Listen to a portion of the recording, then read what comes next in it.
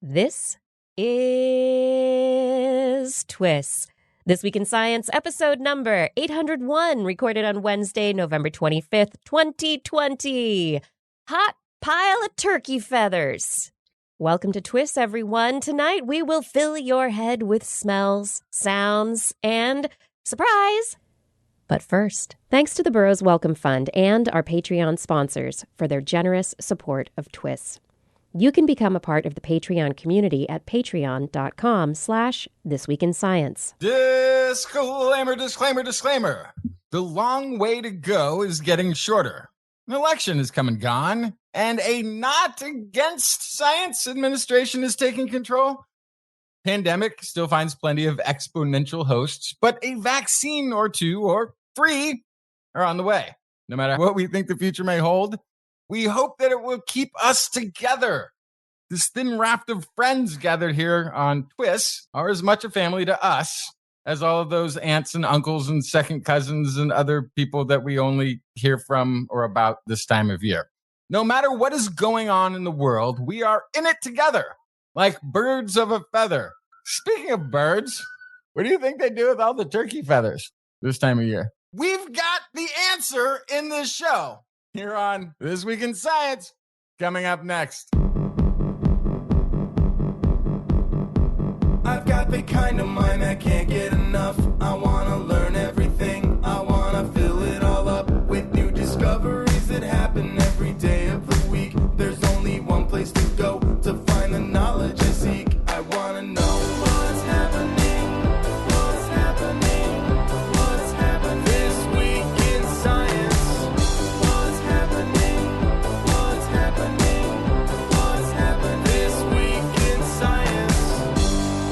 Good science to you, Kiki and Blair. And a good science to you too, Justin, Blair, and everyone out there. Welcome to another episode of This Week in Science. We are back again to talk about all the science that we love. There are so many stories, so many good stories this week. I'm very thrilled, and I know I say that every week, but it's true. The science. This week it's true. This one is actually going to be a good show. This Unlike one week. the other 800. This one we got excited about. Yeah, you know, those other 800 episodes, whatever. Tonight, I have stories about saving birds, about hiding plants, and about brains. Many, many brains. Kiki's story about brains? Never. No, what? Yeah, I've got about 3 stories about brains. Lots. I couldn't stop myself. Justin, what did you bring? I've got turkey feathers. Turkey feathers. Yeah, I've got a story that I probably shouldn't have brought for this week, but why skipping meals leads to longer life, cooperative smells, and listening to the sound of science. Science. I love science, you know, when you go out into the forest and it's just science. Yeah. What does Blair, science sound like? I don't even. This, I guess. this, you know, I think, what is it? Garfunkel and whatever, Art Garfunkel. They wrote a song about it. Whatever. Girl, that was the sound of silence. The sound of science. Yeah, I think it was the sound of science. I think you're mistaken, Blair. You need to go back and listen to it. Go back and check your music history. Yeah. What's in the animal corner? Oh, I have alligator tails, both TALES and TAILS. I have bees and their brains. And I also have dolphins and the bends. Oh. Why don't dolphins get the bends? You're about to find out.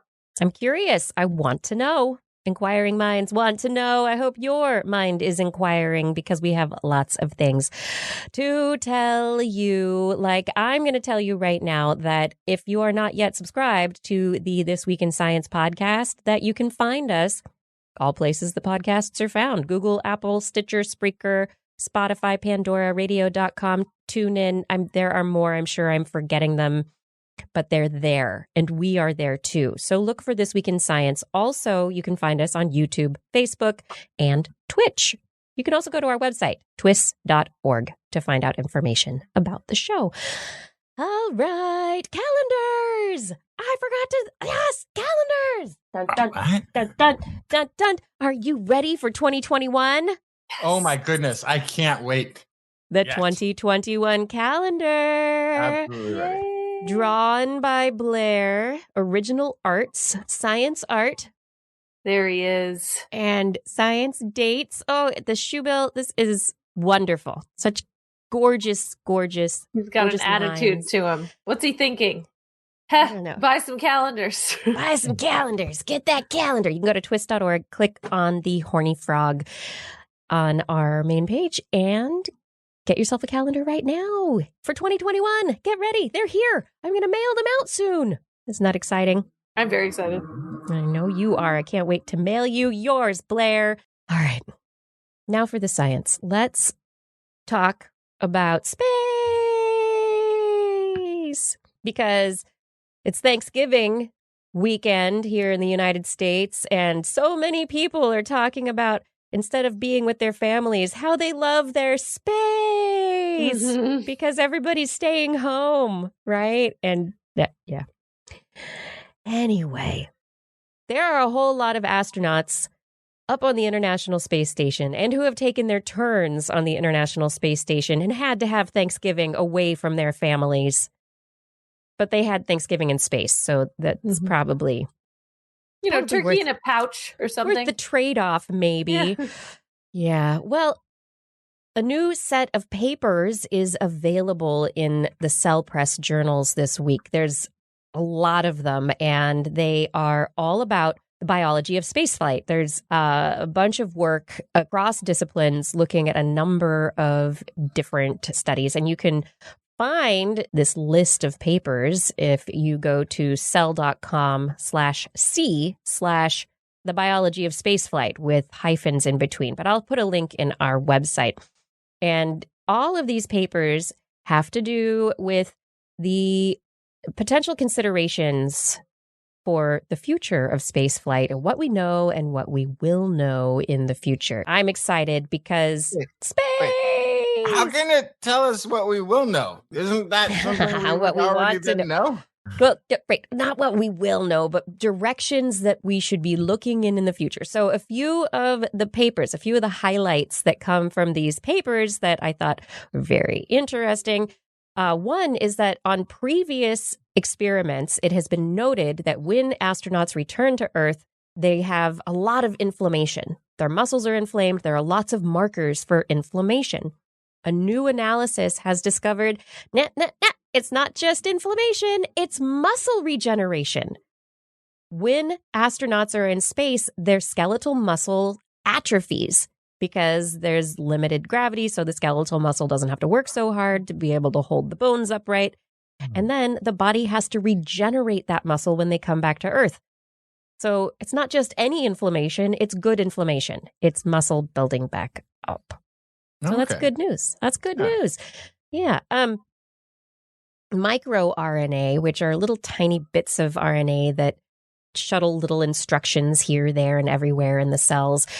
They're looking at microRNA as biomarkers for space-related damage, that there are certain microRNA that appear to be more prevalent in relation to particular kinds of physiological damage, say damage from radiation exposure or damage from the low gravity environment on its own. And so not only can it be looked at as biomarkers, but also because these are little tiny messengers and little instructions for the cells, these microRNA could also be used as possible targets for future therapies to be able to either offset the ravages of space to the astronaut body while in space or upon return to Earth. So that's the forward-looking part of it. Blair, telomeres. Give me all those telomeres. So astronauts' telomeres. I'm like Cookie Monster, but for telomeres. Give me those. Yeah, well, astronauts' telomeres get longer when they go to space. But then they get shorter again when they come back to Earth. Dang it. I know. And the shortening back on Earth, what they think the lengthening has to do with is that it's a result of the effects of the extreme environment and low gravity on, and also oxidation effects on the cells as they're in space. And then once oxidation is removed, as the body returns back to Earth, then the telomeres shorten back up again. So short-term adaptation is what they think is going on to the telomeres in space. So I need to just live in anti-gravity, it sounds like. Yeah, pretty much. Okay. It's not so bad for the wrinkles either. It's lifting. Yeah. Yes, exactly. Bones will just atrophy. Uh-huh. And then finally, one of the interesting points that's I think is very interesting is there's a whole paper on a discovery that mitochondria might be responsible and lie at the heart of a lot of spaceflight health risks, that a lot of the cardiovascular issues, a lot of the ocular issues, a lot of the changes that are seen in just about every tissue in the body comes down to dysregulation of the mitochondria. There are drugs in development and already in use for genetic disorders that are caused by mitochondrial dysfunction. So there are questions now as to whether we can fix a lot of these problems that are seen on return from space by giving astronauts mitochondrial dysfunction drugs either before or while they're in space. Yeah. So that'll be an interesting question. Maybe we can make it healthier to live in space. Which is great for all of us, not me and not Justin, but all the people who are going to be going to Mars in the future. Living on space colonies. You don't know. Right. Maybe we all gotta go. Get off the planet, go to Mars. Exactly. I have some suggestions. I know some people would like to go away. Who should go? Yeah, fair. For turkey holidays.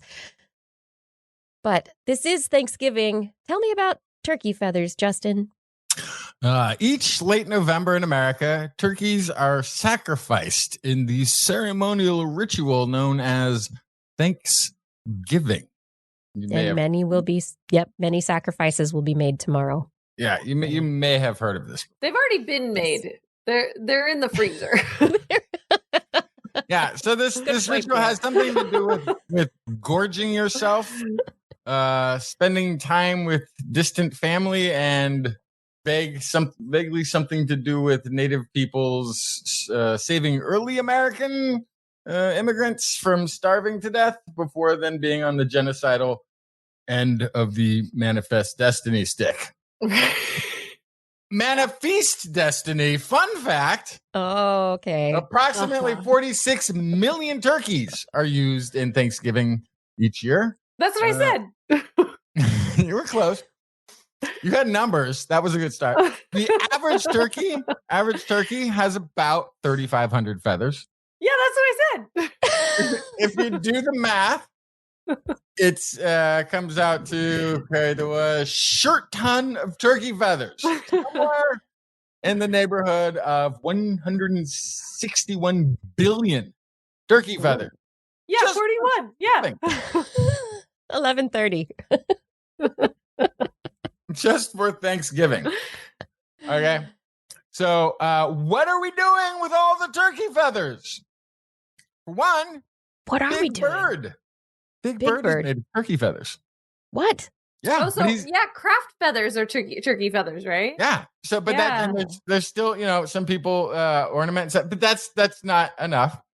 Quill pens used to be a huge demand on turkey feathers. Quill pens, yeah. Not so much But anymore. even in the heyday of the quill being mighty, I don't think they had use for 161 billion of them. Unless they were disposable, like one you'd write once and then throw out the feather. I was about to say maybe pillows or comforters, but they always say goose down on them. Yeah, not turkey down. Yeah, mostly they go to compost heaps, then being returned to farmland to grow corn so we can raise more turkeys. More turkeys. So we can compost more feathers, so we can grow more corn, so we can raise more turkeys in the always chasing rainbow cycle of turkeys and feathers. Seems like pillows and comforters and down jackets should be dirt cheap then. They should just be made out of turkey feathers, and then they should be way cheaper. Not necessarily the same insulating factor for turkeys. Well, perfect segue. Ancient inhabitants of the American Southwest did find that use for turkey feathers. They found an 800-year-old blanket with 11,500 turkey feathers, making a feathery blanket cloak type thing. This is a new paper out of the Journal of Archaeological Science Reports. People who made the blankets were ancestors of present-day Pueblo Indians, such as the Hopi, Zuni, and Rio Grande Pueblos.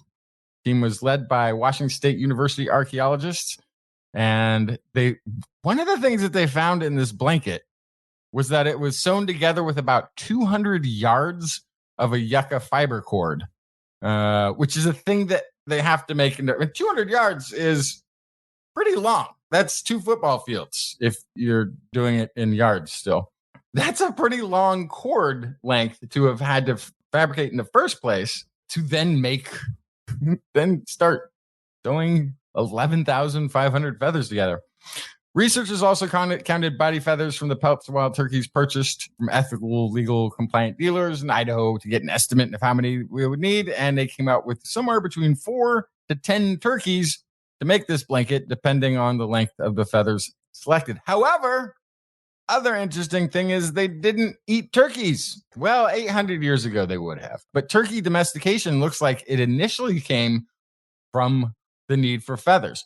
Most of the ancient feather blankets that they've studied, they were molted feathers. They were taken from live birds. And the idea was, I guess, the turkeys, they would find turkeys, not just bones scattered in like a food pile. They would find them buried as complete skeletons, meaning turkeys were actually being used for their feathers. And if you keep a bird alive and it drops feathers and has more feathers, and you can take them here and there at the right time of year, you can keep plucking the same turkey over and over again. It looks like it had replaced any kind of animal hide for people living at elevations above 5,000 feet in the Southwest plateaus. And they were making blankets and coats and inner linings, using it for insulation. And it kind of makes sense, too, now when you sort of look at this, according to this, when the blanket we analyzed for our study was made, we think in the early 1200s, the birds that supplied the feathers were likely being treated as individuals important to the household and would have been buried complete. The reverence for turkeys and their feathers is still evident today in Pueblo dance and rituals. They're right up there with eagle feathers being symbolically and culturally important. That's so fascinating. It's such this bird that's culturally important to us, yet at the same time culturally derided very often in modern culture. Why? So it is the turkey is a noble bird. No, it's not. It's one of if it rains, they can drown by getting curious at the raindrops. Like they're not. I don't think that's true, Justin. I'm pretty sure that's a myth. Actually, I have seen them crossing at the crosswalks in town. They do that. They don't cross the middle. Some in the residential, like super residential areas, they just own the streets. But when they get towards the main part of town, they will cross in the crosswalks, and they'll even wait for the light. So they're not that dumb. Smart birds. Amazing that we can go back so far and see the importance of these birds culturally, historically. Yeah, that's super cool. And an old blanket. I love it. Blair, tell me a story about dolphins. Okay, so dolphins. We might know how they avoid the bends. We might not, though. So that's just yay! Classic science. So dolphins, 3 male dolphins were trained to hold their breath for different lengths of time. They did a long breath, a short breath, or one where they could do whatever they want. They'd roll over in the water so that they couldn't breathe through their blowhole. And they'd be measuring, the scientists would measure their heart rate, and then they'd measure the air that came out of the blowhole when they first surfaced. So they could look at oxygen and carbon dioxide content in the breath, in the lungs, and they could look at heart rate. And they found that dolphins lowered their heart rates immediately or just before they began a breath hold. And they also found that they reduced their heart rates faster and further when preparing for a long breath hold compared to shorter ones. So this shows that they think dolphins can consciously alter their heart rate to suit the length of their planned dive, just like we might reduce how fast we breathe. So they think that this is how dolphins avoid the bends. They can change their heart rate and therefore change their blood pressure and therefore prevent the bends. But that is a pretty big jump from 3 dolphins. Oh, so, 3, yes. Yeah. So this is definitely what you would consider a preliminary study. Yeah. But it does appear as though dolphins can adjust their heart rates based on a dive, what they anticipate as a dive. And they also think the potential implications for this is human impacts on animals and how it might impact their dives. So, for example, underwater noise. So some sea creatures like dolphins will surface early and quickly based on an underwater man-made sound that came out of nowhere. Mm-hmm. And so if they are not preparing for that, then that could actually impact them adversely. So this is something to consider, is that if you have a sudden spike that makes them change their behavior, then that actually means they might not be prepared for what's going on. But you'd have to think that, these are animals that exist in the water, and they have to be physiologically ready for whatever's going to happen. If something's going to come attack them and chase them away from where they are, a loud noise is going to startle them and move them from. I don't know that. I would imagine that there's something going on that allows them to constantly be prepared to be able to do this. Isn't part of it? Part of it also, they are holding their breath. Yes. Well, they're not, these are mammals, so they're not going underwater and breathing like fish. Right. They are surfacing, taking a big breath, and then diving. And we have free divers who do the same thing, and they don't get free divers don't get the bends. Right? Good question. I don't. Is it just because they're holding their breath? Right? Yeah, free divers don't go as deep as dolphins do. That's true. So I think divers, like, the pressures down there are pretty intense. I've heard like horror stories. But divers are going down. They've got oxygen. They're breathing the entire time. So everything is based, their whole physiology is based on the fact that they're still breathing. And so if you're still breathing at normal, you're breathing at sea level atmospheric levels, but you're going into much, much higher atmospheric levels, that's definitely going to affect how blood gases are dissolved or not in the blood. Bubbles. Yeah, and you get the bubbles. No, I think that's. But if you're holding your breath, it's different. It's a completely different situation. Yeah, it is completely different. So the jump kind of that they made in their logic to man-made noises is mainly because there's just some correlations out there where they've actually found dolphins with the bends, and they think that it was related to underwater blasts during an oil exploration or things like that. So they do think. But did they have diving gear with them? They did not. Okay, so there are also those stories about cetaceans that are beaching themselves as a result of, and often these very often cetaceans that have beached themselves seem to have the bends, or there are things wrong. There are things wrong with them that could have been as a result of surfacing too quickly. I think they just all got tired of swimming, like constantly. I just need a break. I just want to go up on shore. I just forgot that I didn't have. I forgot that my little vestigial legs were just inside. Well, anyway, I do think it's very cool that that dolphins can reduce their heart rate. It appears consciously. Consciously, it's very cool. As far as intelligent as dolphins are, that makes sense. We can try and do that. We can do our breathing and slow our heart rates and that biological feedback. Yes. Everyone slow it down. Okay, never mind. We're going to talk about science. Okay. Woo, we got more stories. What do I have a story about next? I have a story about, saving birds. I have a bird saving story. This is a great one. I really like this story. And it has absolutely nothing to do with pardoning turkeys. It has to do with all the 1.5 billion birds that a new study out of Cornell University and the University of Oregon, published in the Proceedings of the National Academy of Sciences, has discovered or calculated have been saved over the last 40 years since the 1970s as a result of regulations to clean the air for human benefit.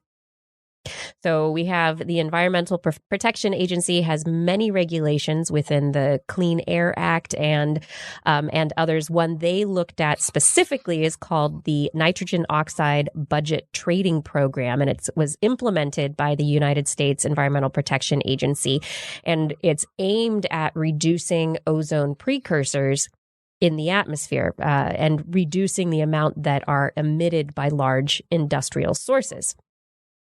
The reduction of these ozone precursors results in less smog, which is great for human health. But according I'm feeling it. I get the other negative opposite feedback effect.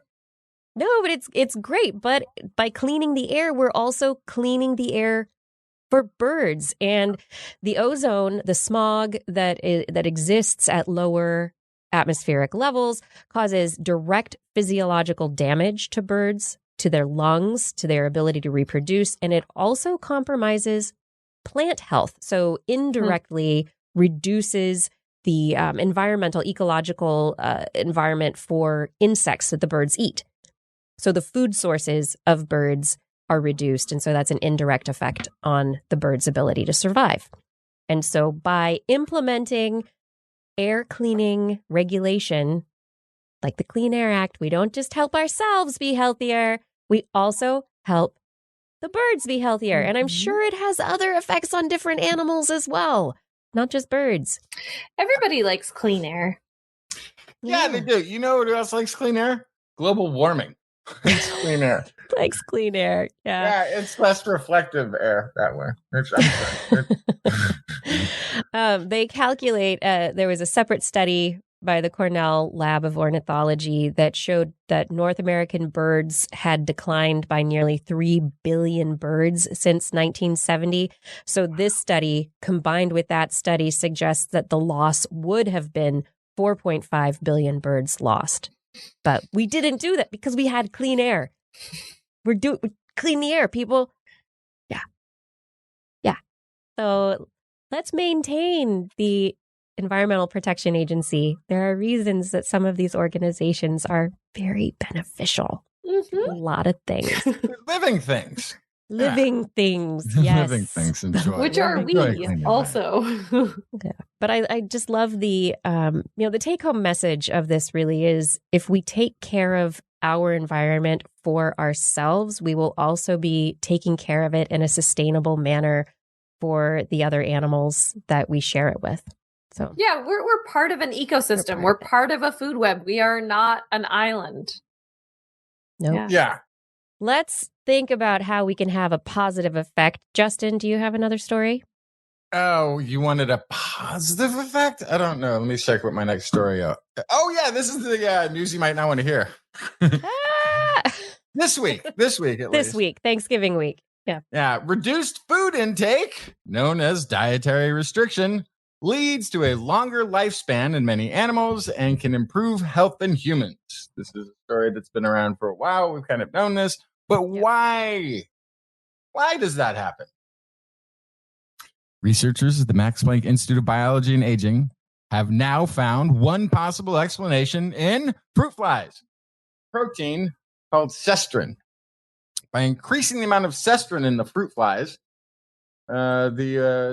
researchers were able to extend their lifespan.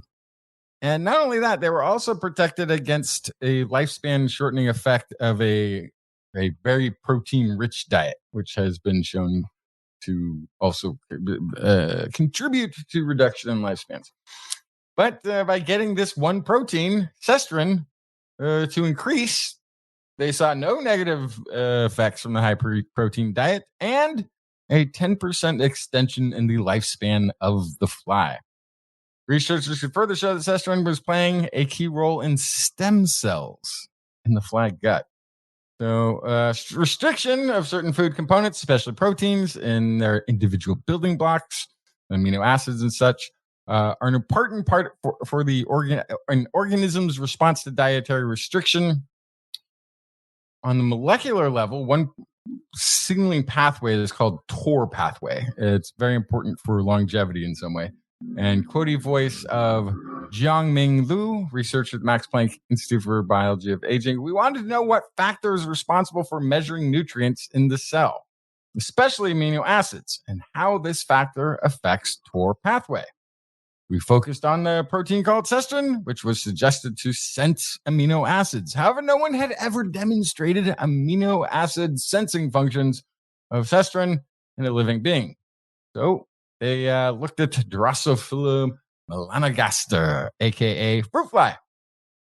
Our results in flies revealed cestrin is a novel potential anti-aging factor, says Linda Patridge, head of the research team. We could show that cestrin protein binds certain amino acids. When we inhibited this binding, this TOR signaling pathway in the flies was less active, and the flies lived longer. Flies with a mutated cestrin protein, unable to bind amino acids, showed improved health in the presence still of the protein-rich diet. Particularly interesting. If the researchers increased the amount of cestrin protein in these stem cells located in the fly gut, these flies lived about 10% longer than the control flies. In addition to increased cestrin amounts only in the gut system, stem cells also protected against negative effects of this diet. Lou is concluding here, we are curious whether the function of cestrin in humans is similar as in flies. Experiments with mice already showed that cestrin is required for the beneficial effects of exercise of a healthy animal. The drug that increases the activity of cestrin protein might therefore in the future be a novel approach to slow down the aging process. I know it's not enough, Blair. No, it's not enough. Cool. You're hearing that Slow it 10% down, not you're stop. Yeah. it's No, not 10% enough. is a lot. That's, I mean, because if you're going to live to be 200, that's 20 years. Then it's another 220. Yeah. That is a lot. Yeah. Mm-hmm. Let's talk about all those plants that we go harvest. And if we're out looking for these plants out in the wilderness, they can't run away.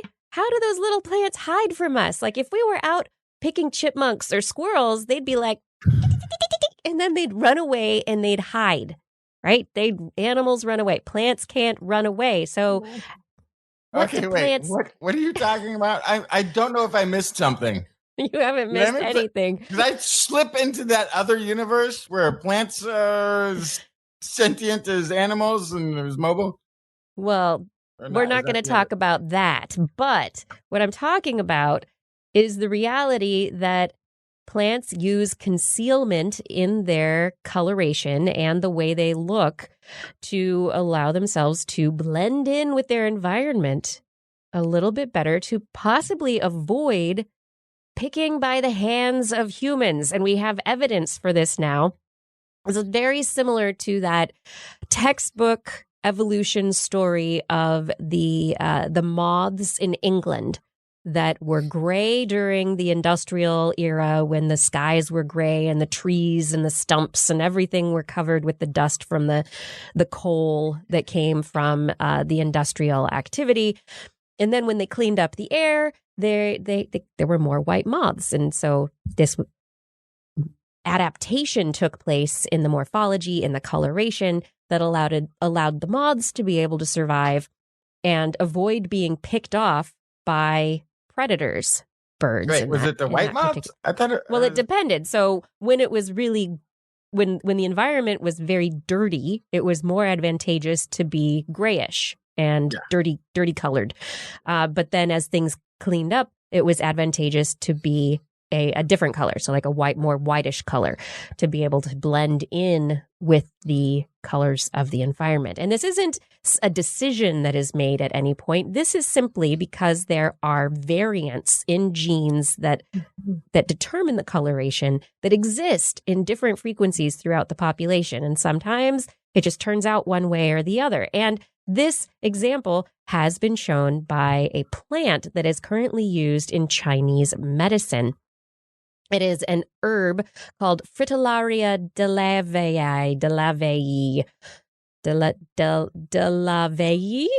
Oh, is it starting to look like a different plant? It is. It's starting to look like a different plant. And the researchers showed that there is variation in the coloration of this plant between different populations.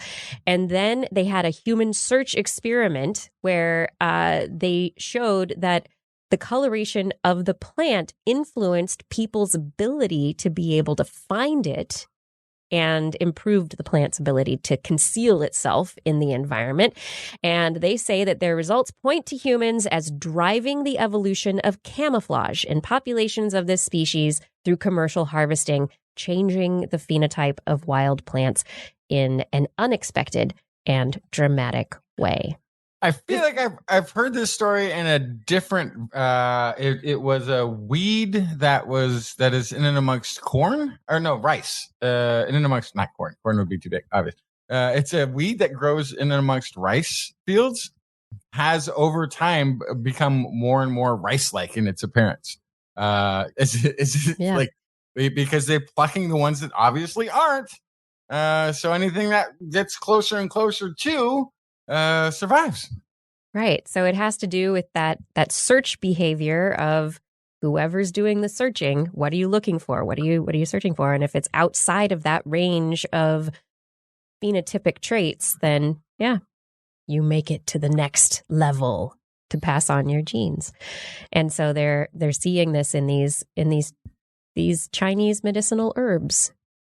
It's another, just like we were talking about with the birds, it's another case of us being part of an ecosystem. We are an influencer on wild plants and animals, just like any other living thing.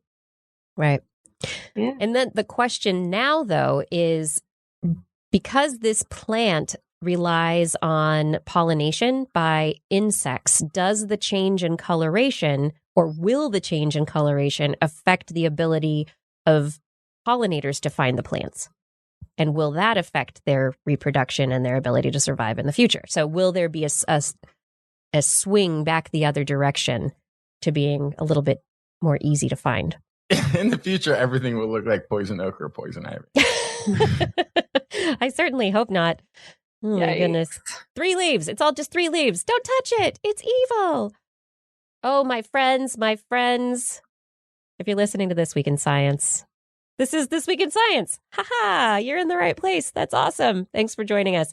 If you are interested in a TWIS shirt or a mug or some other item of TWIS swag, head over to twis.org and click on the Zazzle link, and you'll be able to find all of our goodies. Also, if you're going to twis.org and you need a calendar for next year, or you think a calendar would be a good gift, click on the Horny Frog, and you can buy some of Blair's Animal Corner TWIS calendars that are available now.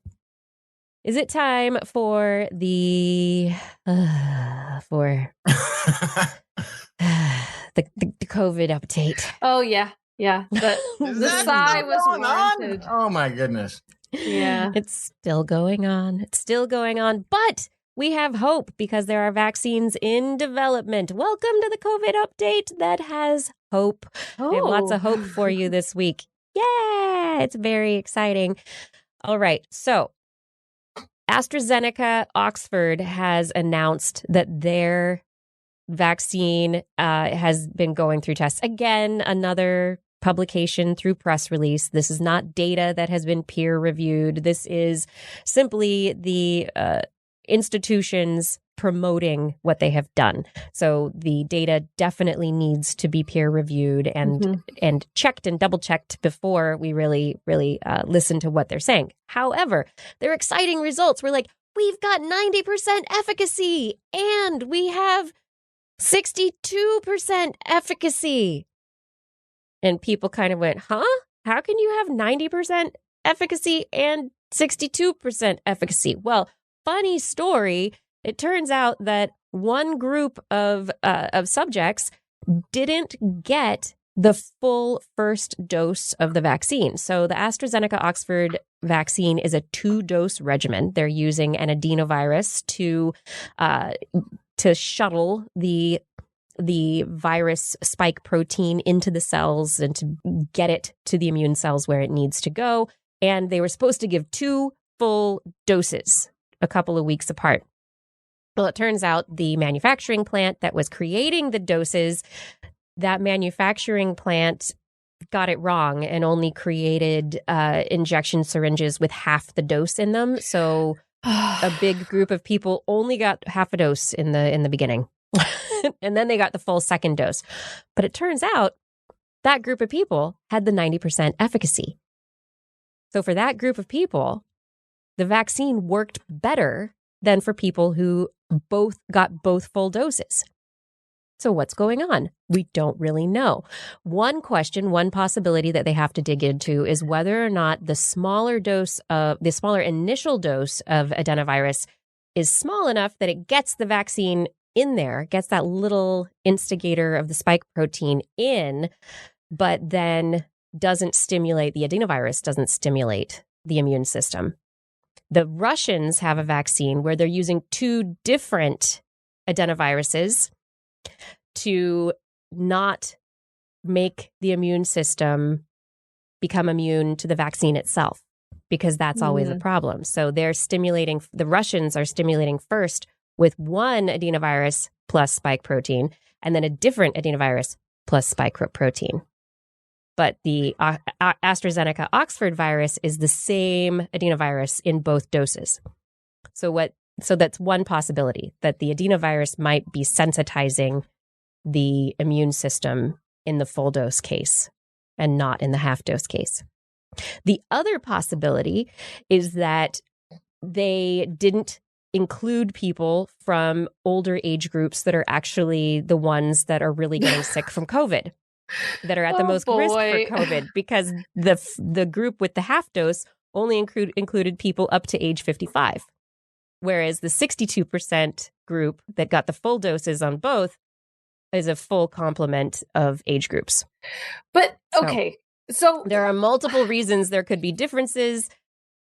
So we don't know if we're going to be getting a 90% efficacy vaccine later from AstraZeneca, or if we're going to be getting a 62% efficacy vaccine from AstraZeneca later.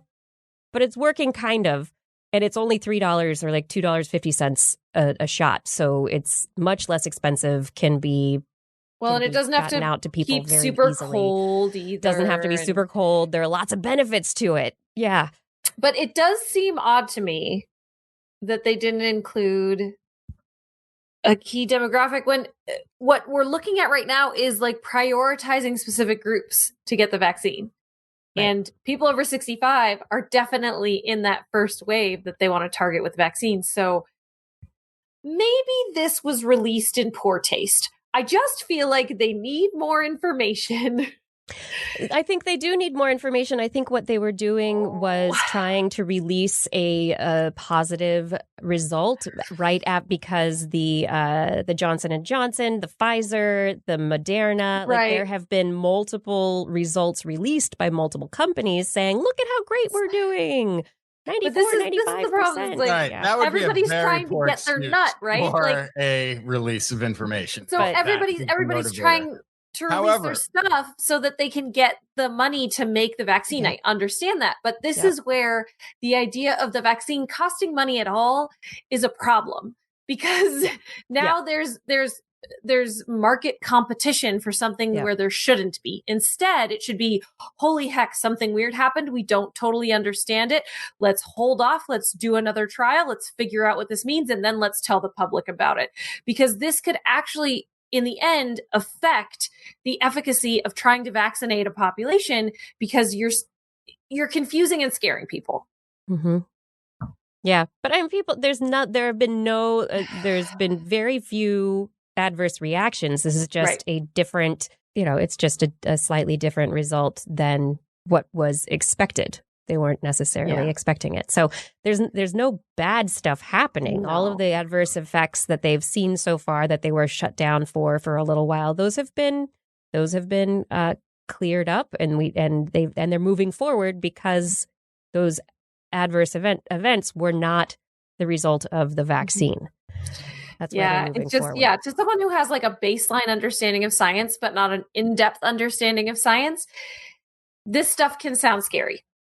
It can, you're right. It can sound scary, but even with if this vaccine can work at 60-70% efficacy and is only a couple of dollars a dose, that, and the potential to get it out to more people is greater. Do you do that, or do you wait for your rollout when you have something that's much more expensive and will take longer to get out to everybody, but it's more effective? So we have these we're potentially going to have this really interesting balance of where different vaccines are available at different points in time moving forward. And then the question is, can you do all three? Right. Because that's the other thing is, like, I don't want to take the 62% effective vaccine. I'm going to wait for the other one. And then I'm going to get sick in between. Right. And That could happen also. The current best advice out there is just take whichever one becomes available to you. The good thing is there's multiples. So the one that does turn people into zombies, you only got a third of a chance or so, maybe less than that, depending on how many of these make it to market, of getting the zombification one that people are. There's no zombie one. There's no zombification one. There isn't. And so what we're going to find is there's going to be one at the end of this, I believe. We're going to find that one out of all is the most effective, efficient method for doing this. And that will be 3 years from now, the one that people get going for. We're probably going to do this for a decade or so, I'm assuming, at least, until we've really gotten everybody in for long enough. Yeah, we'll see. We'll see. So it will play itself out, I guess, is the thing. They all need to come up with the best silver bullet option that each of these pharmaceutical companies can develop, what these scientists can engineer. They need to all put their best effort forward. Which one's going to be the best? Time will tell. It's going to be too early, even after these preliminary results.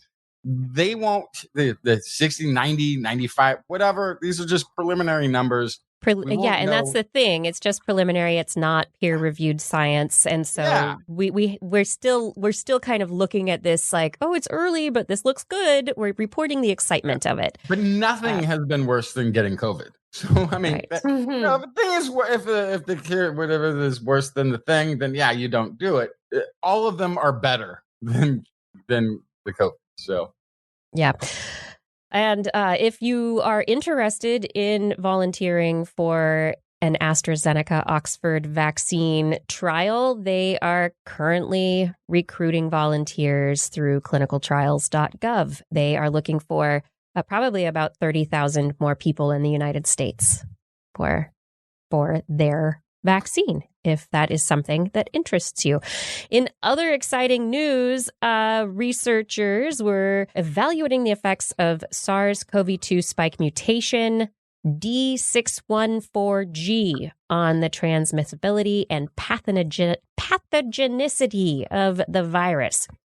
So, SARS-CoV-2 D614G is the mutation of the virus that appears to be spreading the fastest. So it initially was not the mutation of the virus that was seen in the initial outbreak of the pandemic, but it has become the dominant mutation moving forward, which indicates that, yes, increased transmissibility. But one of the big questions has been, what does that mean for how bad the disease is, the pathogenicity, how virulent, how badly it affects people who get affected. And so a new study out in Cell this week, it's available online, is find that there's no association of this mutation with greater severity of infection.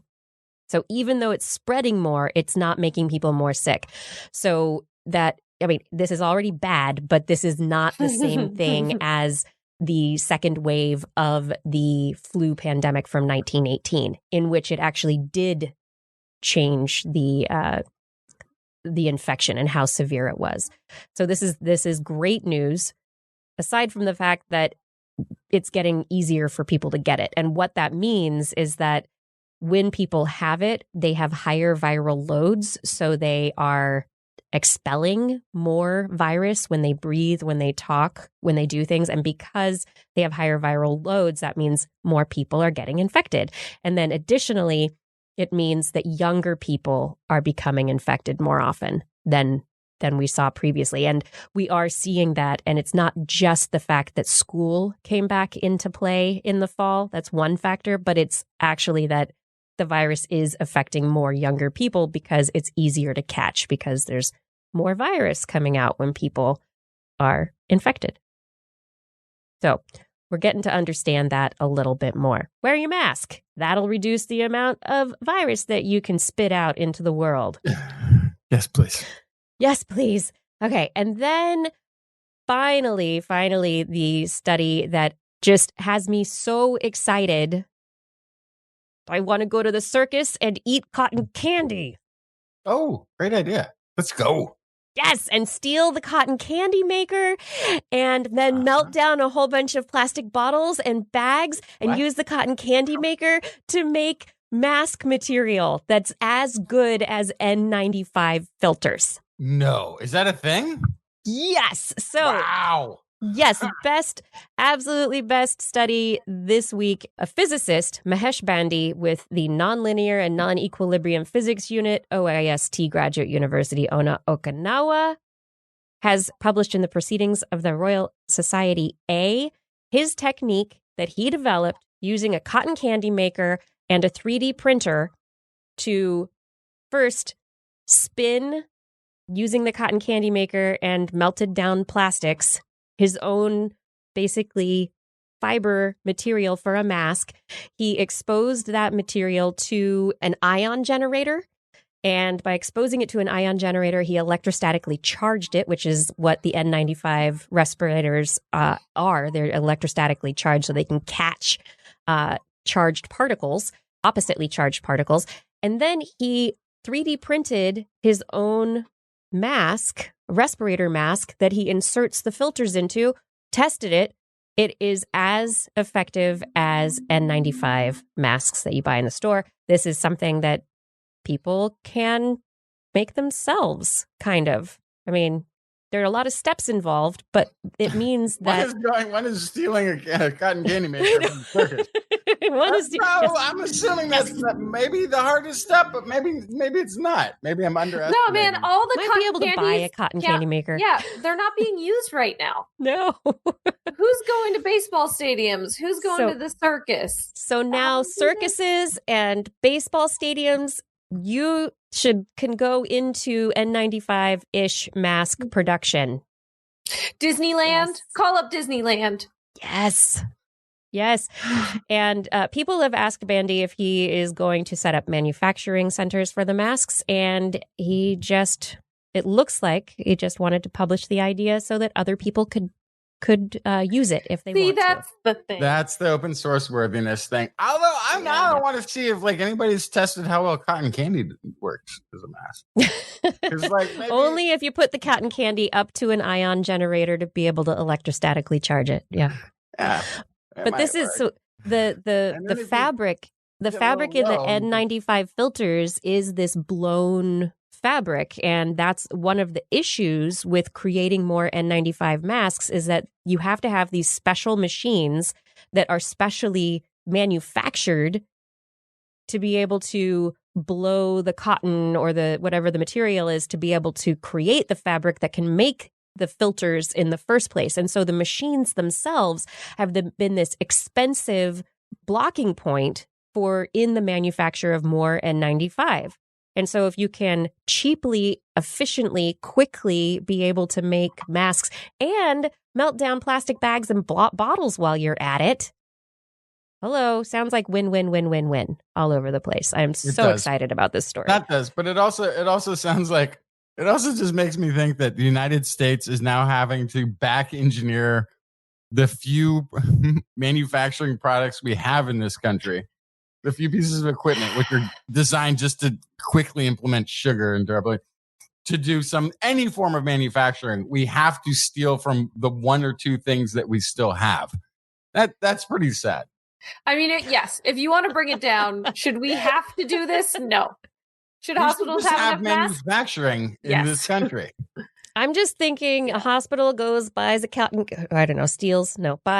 candy maker and they got their 3D printers. Suddenly they're printing N95 filters for their frontline staff. Or this is the kind of thing that anybody can do. It's the DIY revolution right there. Maker community. There you go. Get on it. There you go. Yeah, I love it. But that's all I have. Does anyone have any COVID stories? That's all I wanted to talk about. Just positive, happy, DIY. Let's get out of this together. Enjoy your virtual Thanksgiving. Yeah, I hope you're zooming for Thanksgiving like I am. Yeah. It's the thing about Thanksgiving, as I will editorialize quickly about this just because you asked, is that it's not just that it's dangerous and cases are spiking. It's that everybody's meeting for Thanksgiving. So if you or someone you loved did get sick, there might not be room for them. It's not that cases are spiking and you wanted to meet for your birthday. That's some people's birthday this weekend, but not everybody's. So you're having a gathering.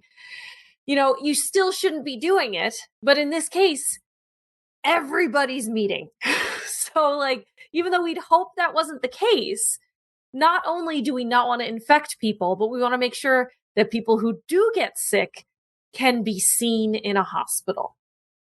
Yeah. So from your Thanksgiving meal, you might not have room for your loved ones, but also you might take a bed from a frontline worker, from somebody who works in a hospital or a grocery store who's getting sick this weekend.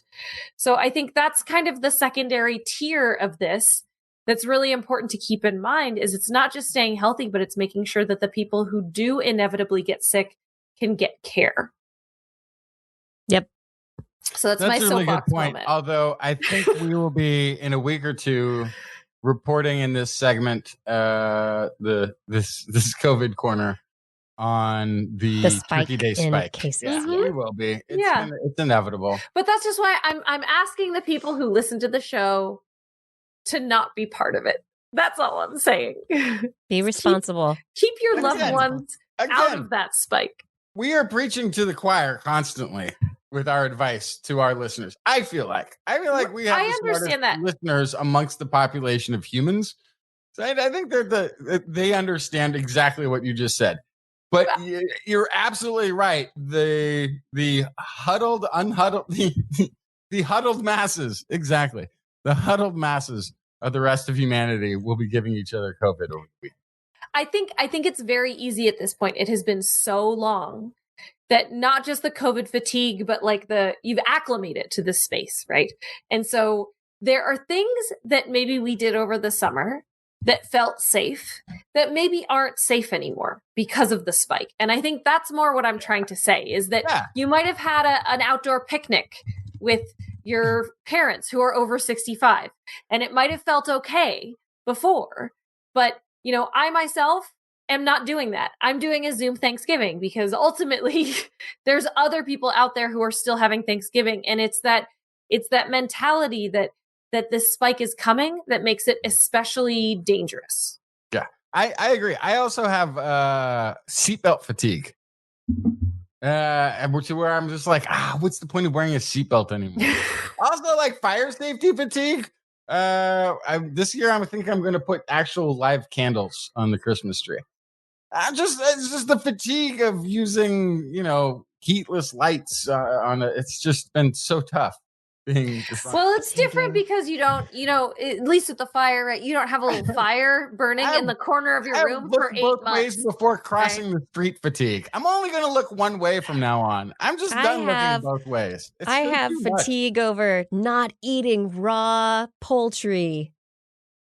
No, I don't. Yeah. No, I don't. Wash your hands. Wash your counters. Cook your turkey. Cooking Cook fatigue. your turkey.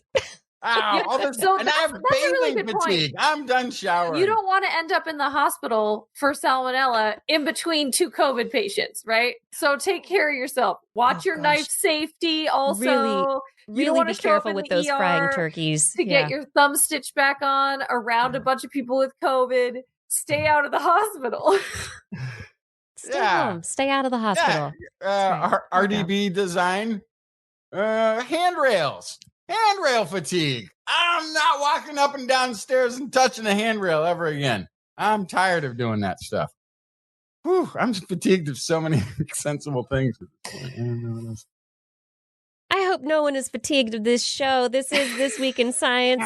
Thank you so much for joining us for another episode. Oh, we really do love that you are here. Thank you. You want to help us grow? Yay. Tell TWIS? No. Tell one of your friends about TWIS today. Share us. Sharing is caring. Tell your friends you care about them and then give them TWIS. Yes. All right, we're back. And do you know what time it is now? Is it time? It is. There is this time that comes after we're brought down by COVID. Oh, I just kept hearing a donk. Donk. The computer says no. Oh, wait. The computer says yes. It's time for Blair's Animal Corner. With Blair. She loves our creatures, great and small. Biped, millipede, no pet at all. You want to hear about animals? She's your girl. Except for giant pandas and squirrels. There's Animal Corner. What you got, Blair? Well, first, I have a story that, just to let you know, not to pump it up too big, but the zoologist in me read this story and said out loud, "What? No. What?" So let me tell you some alligator tales. Ooh. Arizona State University and the Louisiana Department of Wildlife and Fisheries have uncovered that young alligators have the ability to regrow their tails. They have found young alligators to regrow their tails up to 3/4 of a foot or 18% of their total body length at that time. So, neither of you went, "What? No." But let me explain why this is so crazy. I think it was because of like regrow their tails. Don't like lizards and like wait, yes, what? Like lizards do that. But then I kind of was like, alligators lose their tails? What? But okay, go ahead. So they don't appear to have the mechanisms where lizards can lose their tail on command. So they can kind of lice off the end of their tail or part of their tail so that it wiggles around, and then the predator can try to eat that instead of their body, and then they can run away and they can regrow their tail. This seems to be from injury for the most part. But lizards can regrow their tails. Great. Okay. Alligators? No. This is new. This is very new information. And why that's so weird is that alligators aren't lizards, which some people listening to this might be saying, duh. And some people listening to this might be saying, but they look like a lizard. So let me explain. They are actually more closely related to birds and dinosaurs than they are to lizards. Alligators have more chambers in their heart. They have a functioning diaphragm. They have all sorts of things about them that make them more bird-like than lizard-like. And alligators, birds, and dinosaurs split off around 250 million years ago. So the weird thing here is we have this regrowing of tails that we see in lizards and now in alligators. Can birds do this? No. But they just have birds just have a pygial stump. Where and have they don't really have a tail, but they have a little of a tail. But did dinosaurs lose their tails? Dinosaurs? We don't know. So let me tell you more about these tails that they're growing back. They used advanced imaging techniques, and they used that with anatomy studies and tissue organization samples to examine the structure of these tails. They were complex.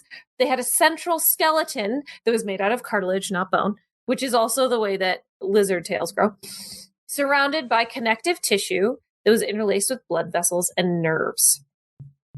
So the regrowing of tails gives them the same functional use, kind of, as the tail that they had before. And alligator tails are extremely important for moving around because, some crocodiles can swim in the open ocean. The saltwater crocodile can, famously. But for the most part, alligators and crocodiles are kind of swishing through muck. You think about the Everglades or the bayou, they're moving through these kind of swampy environments where sometimes they're swimming and sometimes they're moving through mud. And so being able to have that tail to anchor themselves and to be able to help push them around is essential. So if they lost their tail, it would be really, really, really hard for them to move around. So this appears to give them that functional ability back. They show both signs of regeneration and wound healing in the same structure, which is kind of unusual. So they regrow cartilage, blood vessels, nerves, and scales. All of that looks like lizard tail regeneration, but they saw scar-like connective tissue instead of skeletal muscle. So this is different from how lizard tail growth looks. So obviously, there's a bunch of questions already of what was the main way? What was the divergence? Were these both different? Could this be convergent evolution? Probably not, because of all of those other things, the regrowth of cartilage, blood vessels, nerves, and scales. That would be a lot of things for convergent evolution in the building of a complex structure. So probably not. But so is the scar-like connective tissue the basic, the kind of ancestral method? Or is it the regrowth of skeletal muscle? So this is a question. The other big question, as Kiki brought up, is, are there fossils out there where it looks like a dinosaur is missing a tail, or it has a tail that doesn't look quite right, and it's a regrown tail? So this blew me away because it's something that conventional wisdom is like, no, this doesn't, nope, this isn't a thing. So this is very new information. This is earth-shattering information for me. But the other thing is, this can actually help to leverage medical therapies because, as I mentioned, alligators have things that are closer in the spectrum towards human than lizards. Yeah. So there's something, the more different types of organisms you see something in, kind of the easier it is to be able to shape it and mold it into something that's effective in humans. So could you use this to help lead to discoveries of therapies to repair injuries or treat diseases like arthritis in humans? That would be amazing. Mm-hmm. So that is the cool kind of human element. Yeah. But I'm more excited that alligators can regrow their tails and that maybe dinosaurs can regrow their tails. Stop the presses, rewrite the textbooks. I'm excited. I think, I mean, it's such a, you've changed my mind. Now I'm thinking, wait, what? Yes, yeah. I'm there with you, Blair. I'm there. Yeah. It was so good. This doesn't happen very often to me. I read stories and I get excited, but I don't treat them with disbelief quite this often. So it was very exciting. That's cool. Next, moving on to, instead of how we could make humans better, how we could make drones better. This is a study from... Because you love drones. Why do you... Yeah, I know. That's a whole nother element of this. We'll get to it. This is from University of New South Wales in collaboration with a bunch of international scientists as well, looking at how bumblebees navigate and how they are aware of their own shape and size. So they kind of put these bumblebees through a tunnel with a series of gates, which had different sized holes, and they successfully flew through the apertures in a way that really makes it clear that they have a sense of their own size and shape. So they could perceive the obstacles opening, compare it to their own knowledge of their body, and adjust appropriately. So let me give you an example. So, for example, there's a hole that was smaller than their wingspan, but larger than their body length. So they turned sideways and flew through it.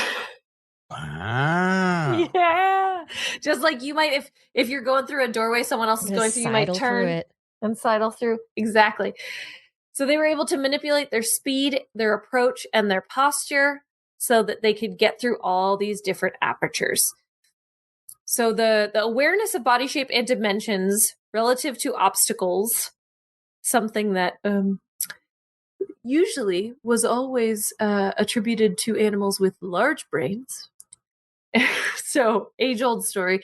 And this is the first time we've seen such evidence in flying invertebrates.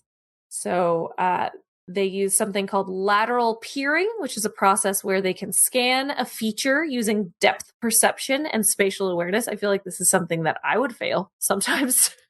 The insects build a comprehensive map of that space, of the hole, and they change their body orientation to fit through it. And they think that, yeah, these bees have something that previously they'd only attributed to, obviously, quote unquote, smarter animals with bigger brains.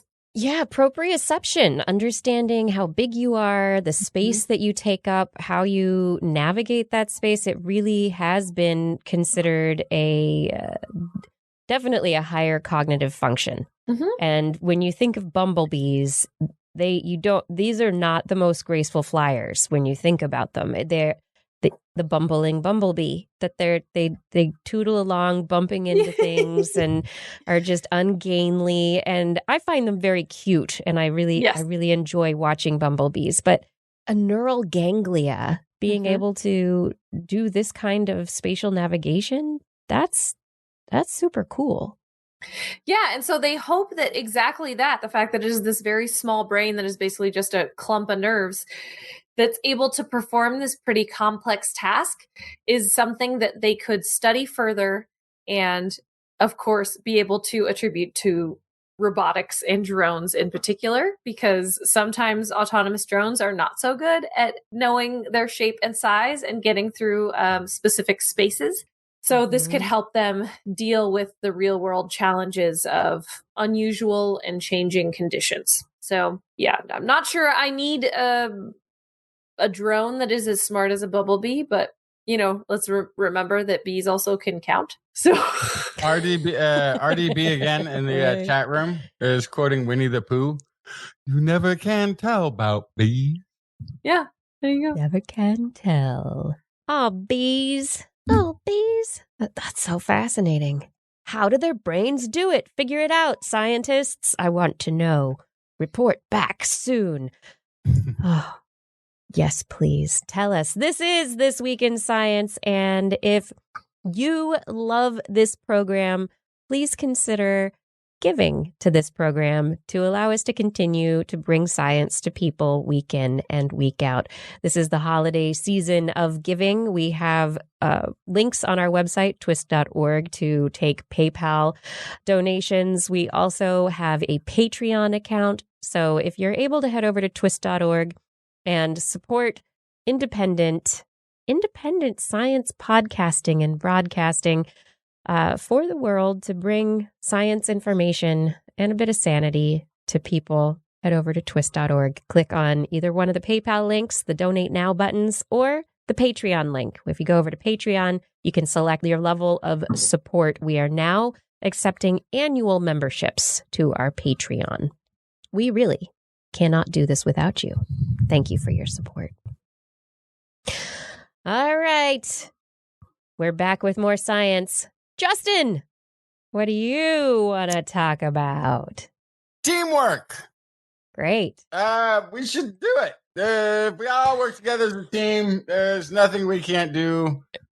Apparently, unlike Congress, rats are sociable creatures and actually help each other quite often with tasks. Researchers at the University of Göttingen, Bern, and St. Andrews have now shown that a rat just has to smell another rat that's down to cooperate for it to also cooperate with that other helpful rat. And they can smell if the other rat's not going to be cooperative, and then they maybe don't help them. But the important thing is it's just the smell of the intent of cooperating is enough to trigger the altruistic and helpful response in another rat. Researchers carried out a series of tests to study the importance of the scent of a rat while making cooperative decisions. Rats being studied could choose to help another rat by pulling a platform containing a reward toward the other rat's cage. This provided food for the other rat, obviously, but had no immediate personal benefit to the other rat's cage. This provided food for the other rat. And so then the researchers then provided the test rats either with the smell of a rat that was being helpful to another rat in a different room. So they transposed the scent from not the actual rat that's next to it, but from a rat from a different room that was helpful into that cage, as well as the scent from a rat that was not being helpful in another room into that cage. And what they found, if there was the smell of another helpful rat, they were helpful themselves. If they got the scent of the uncooperative, unhelpful, unsocial rat, they didn't help so much. What's really interesting, too, is that this is not something that comes down to individuals that are always helpful or always not helpful. Each rat had the ability to cooperate or not cooperate, and that changed their scent, and that allowed that scent cue was transferable to a different room. Somebody was just having a bad day, didn't want to get involved, just wanted to be left alone. Dr. Nina Gerber from the Wildlife Sciences at the University of Göttingen led the research. She says, test rats increased their own helping behavior when they were presented with the smell of a helpful rat.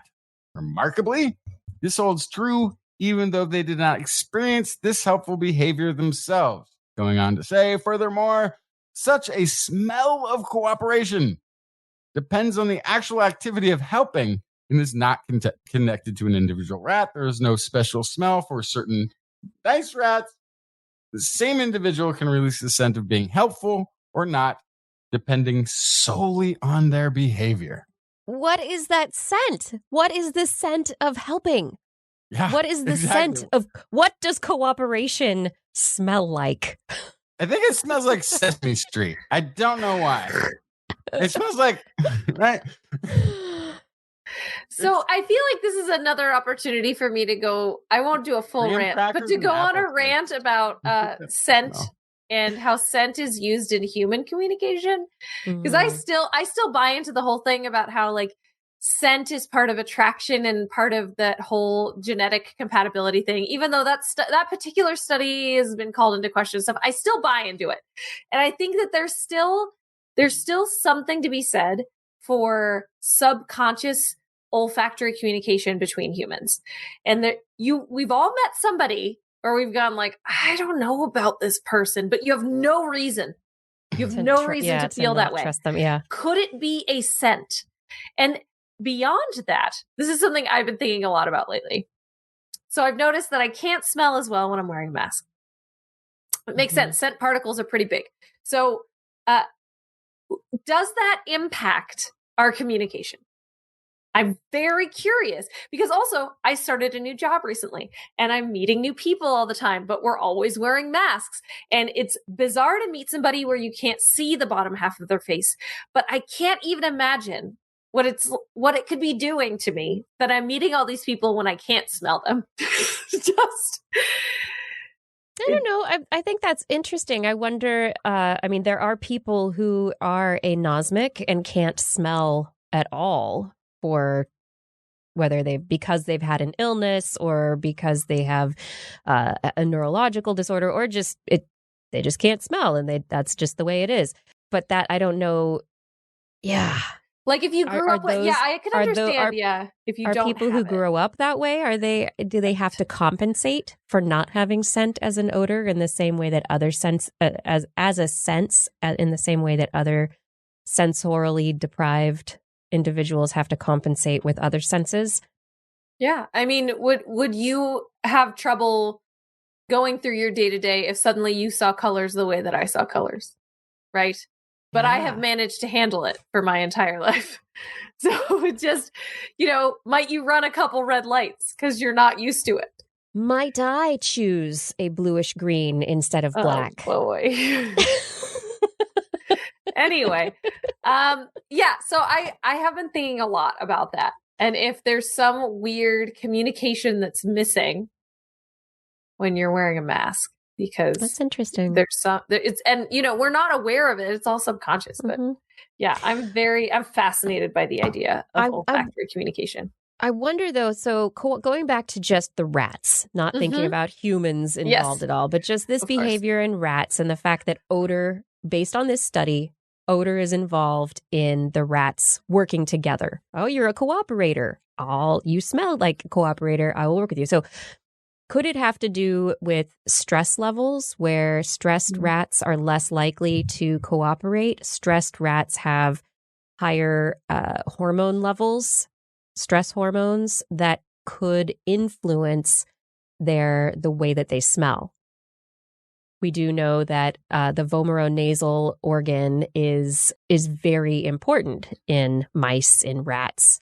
We just haven't found it in humans to be able to tell us whether or not we think we use pheromones and scent, but we haven't really proven it in humans. So what could be those sensory cues from individuals? If an individual is stressed, it's going to change their pH. It's going to change the hormone profile. That's going to have a physiological effect that's going to influence the way the skin works and whether you're more oily, whether you have more bacteria of a certain kind or a different kind, whether or not you've cleaned yourself as much as another rat. So yeah, I wonder, I don't know, what factors go into the smell of cooperation. I don't know. No, but it would be, I think, a fun experiment would to take a bunch of trained cooperating rats into the halls of Congress and just see if there's a way that we can translate that cooperating. See if they can do better. If they can do better than the elected officials. Just spray. I think spray the smell into Congress and see.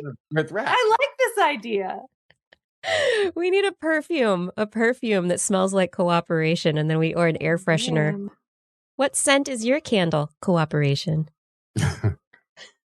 All right, listen. Okay. To the sound of science. Researchers have revealed how high-frequency sound waves can be used to build new materials. make tiny nanoparticles, and even in one case deliver a drug to the lungs painlessly, needle-free, sound moving things. Crazy.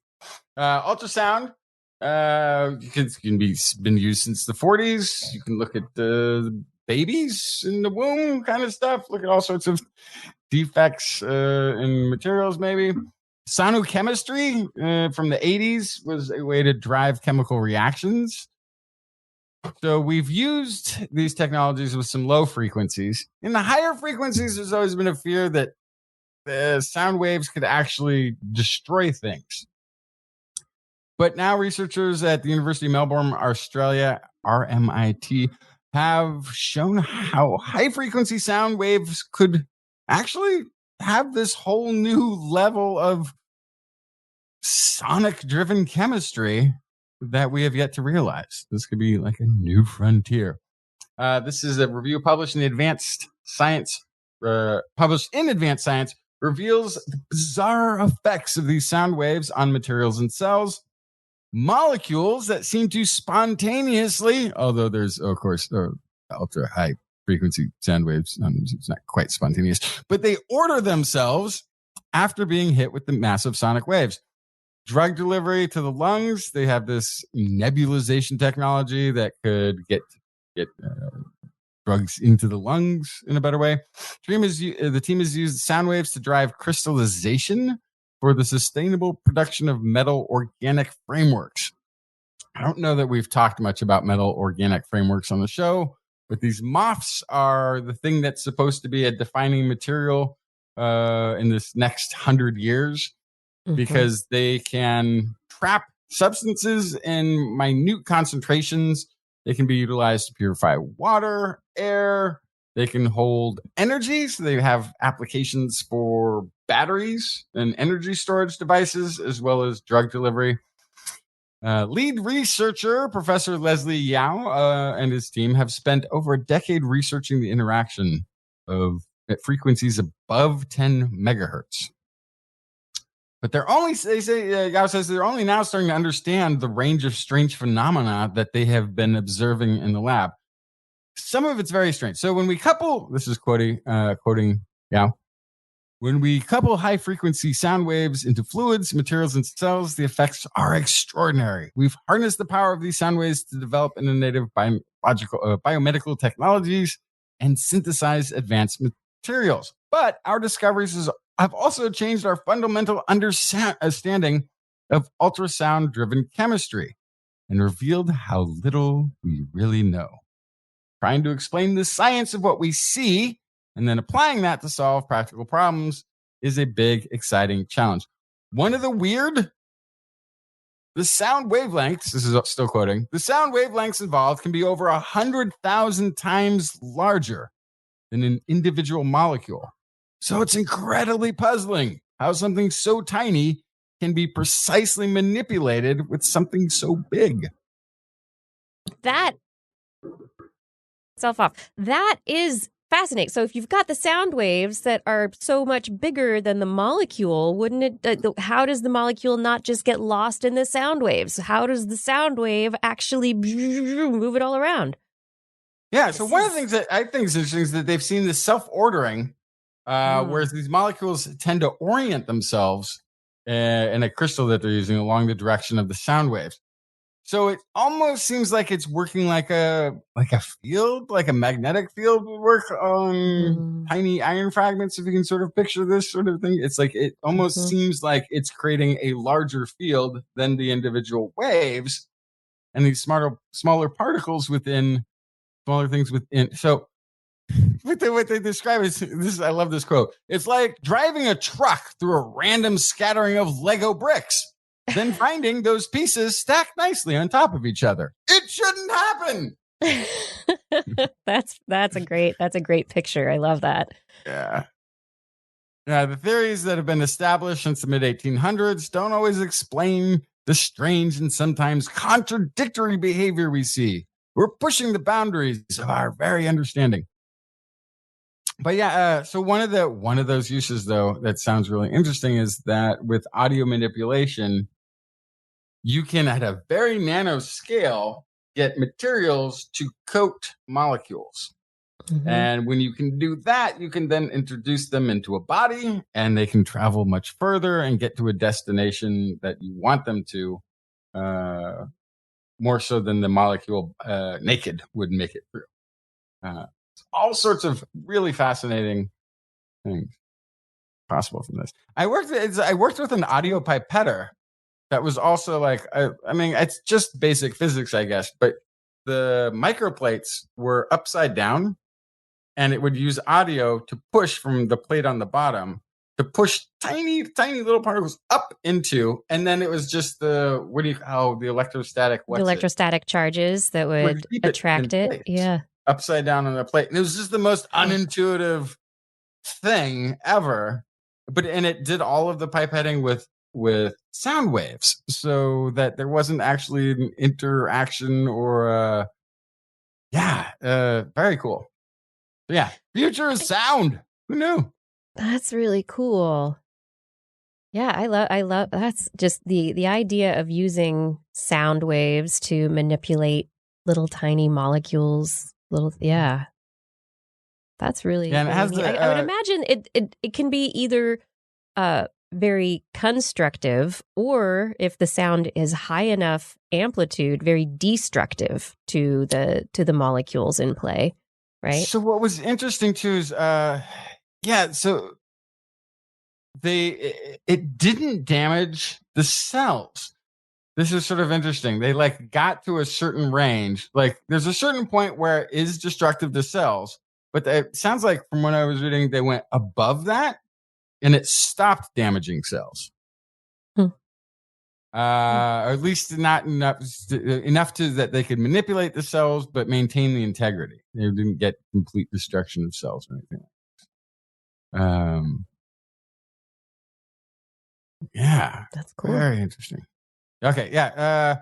Low frequency cavitation can often destroy molecules and cells. They remain mostly intact under the high frequency sound waves. This makes them these high frequency sound waves then gentle enough to use in biomedical devices to manipulate biomolecules in cells without affecting their integrity. Basis for the various drug delivery technologies that the team is working on. That's super cool. Yeah. Good sound. I like sound. And there was something Sounds else of in there too science. about being able to manipulate quantum dots of some sort on two-dimensional. wow. So yeah, there's A lot of options. There's going to be a lot of sound emitting robots that we probably won't actually hear, because they're going to be at these frequencies beyond human hearing. And they'll be working at scales below our visible, our visible resolutions. Them or hear them, Yeah. but they'll be there. And They'll be there. doing a lot of important work. That's awesome. That's very cool. Thank you. That's a cool story. This is This Week in Science. Yo, you remember that, don't you? I want you both to remember a time that involved dancing. Pre-COVID. I want you, whenever. I want you both to remember a moment that involved dancing. So Justin said before the show, or at the beginning of the show, dancing in our chairs. Blair, what would you say? I'm at a concert. At a concert dancing. Right. Can't do that anymore. No, can't do that anymore. But that's not what this story is about. This story is about memories. So researchers have been trying to figure out how the brain is set up to remember things. Where are memories stored? And how do memories look in the brain? And so a new paper that is just out to study this, researchers, they're from the University of Rochester, and they published in Nature Communications their study asking 26 participants to remember scenarios like dancing or eating out or going to a wedding or driving in a car. And they're just broad enough that it's not a specific thing, but each person has a unique memory that would involve that kind of thing. Like if they were to ask you to remember an apple, maybe both of you would recall a green apple. An apple is an apple, an apple. Maybe it's a little more red, maybe it's a little more green, but it's just an apple. Versus an experience dancing has its own context and its own cues, its own sensory cues. They used fMRI recording and mapping to see which areas of the brain lit up in these individuals while they were remembering these instances. So their verbal descriptions were mapped to computational linguistic models to approximate the meanings of the words. And then they were asked to rate aspects of the remembered experience, how strongly they remember a particular sound, like the music, how loud it was, or were there colorful lights at the concert that, was there a visual display with lights that also caught your attention? What kind of movements or emotions do you remember, and how strong those associations were? And they mapped those words and feelings to the fMRI mappings of the brain and were able to determine when different areas lit up. And so they found that although the experience of dancing is dancing for people, the different memories that people have because of the contextual cues light up different areas of the brain. So as an example, if someone imagined driving through a red light, areas of the brain associated with motion and color would be activated in the brain as well. And because of their mapping of the brain, they were able to create a functional model of each participant's brain and basically a fingerprint of their neurological activity for how they think about things. And this is potentially the beginnings, not of mind reading, but maybe a little bit of that, but more so being able to help in studies related to neurodegeneration, age diseases of dementia and Alzheimer's, others that affect our memory as we age. But you need a baseline first, right? So that's the idea here, is everyone would get a brain fingerprint taken when they were young. Right. And then when they get older and they show neurological issues, then you'd be able to work kind of backwards, right? Yeah. Yeah. And so that's how it could work for on the individual scale. But when we think about it more on the broader scale of what is this bringing to science, it's really giving neuroscientists the ability to see how brains are networked, what areas of the brain are more likely to be connected to other areas of the brain more strongly, where are certain kinds of memories more often going to be stored and connected in the brain. Everyone has a unique neurological fingerprint, but there are certain commonalities. Nice. Yeah. I kind of want to go get my brain fingerprinted. I think it would be...